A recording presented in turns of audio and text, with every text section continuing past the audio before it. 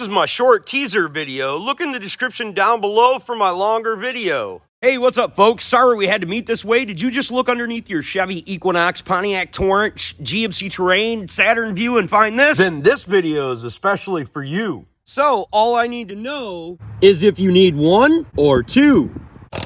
And if so, here's what we gotta do. We gotta take a 15 millimeter and remove these back bolts too. And if when you do, you've got rust like this, don't worry, you need two, but Clayboy's got a fix for you. So then you'll be able to go from this, to this, to this, and this, taking you from this to this, and all the way back to this.